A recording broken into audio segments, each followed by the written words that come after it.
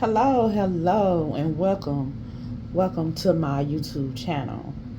I am Nikita Goode-Itegbojie, and this is my first video. I'm not able to go live yet because I don't have 50 subscribers.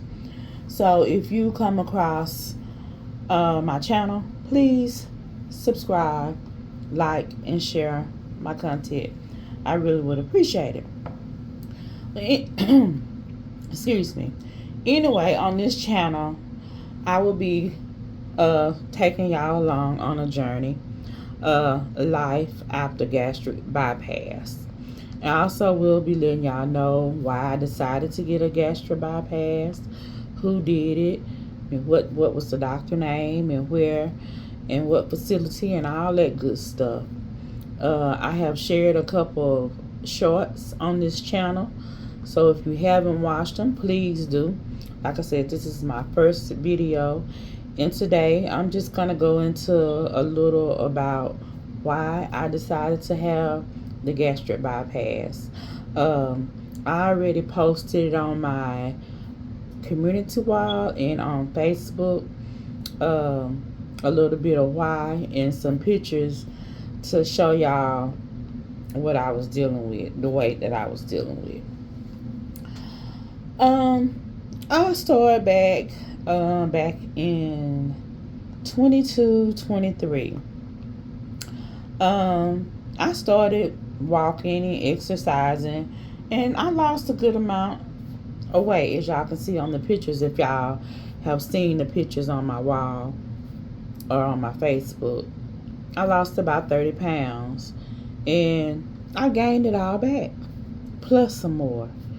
So, and that really hurted me. I mean, that really did. It took me to a deep place where I was like, ugh. But anyway, back in 22 and 23, I used to walk. I used to walk every day, 2 to 5 miles every day. It was nothing for me to get out there and do 5 miles in an hour and a half. Nothing. But it had got to the point where, coming up into 24 and 25, I couldn't even make it around the track without stopping because I was having so much pain in my back and in my hip.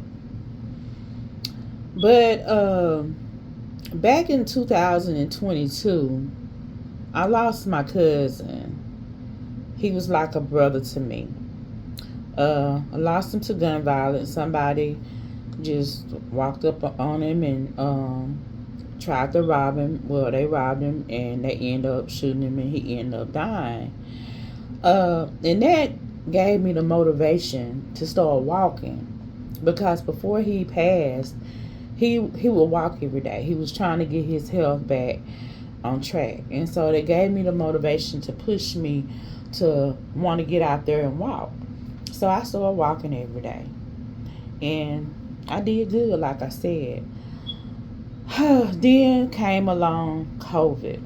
I caught COVID. I think it was in the ending of 22, somewhere up in there. I caught COVID, and that really put a toll on my body.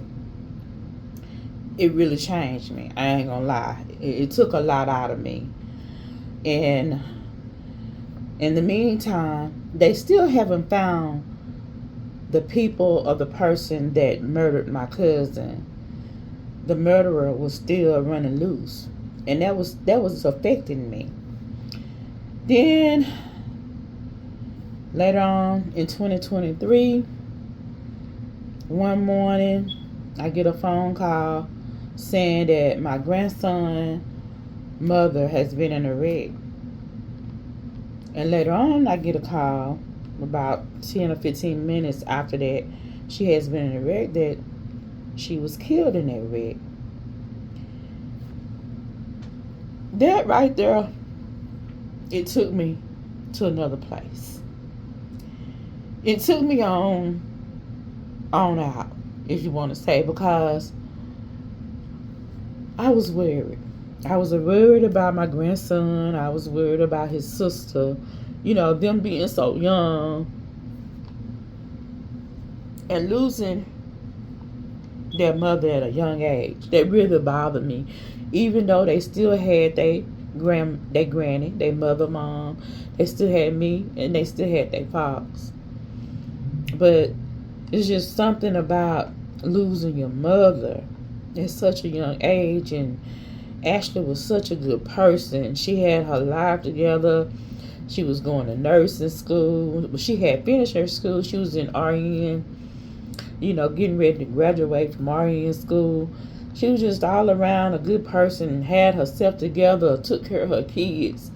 And that really took me on over into that deep depression stage. But didn't nobody know, you know. I kept on doing what I was doing, smiling, fake smiling.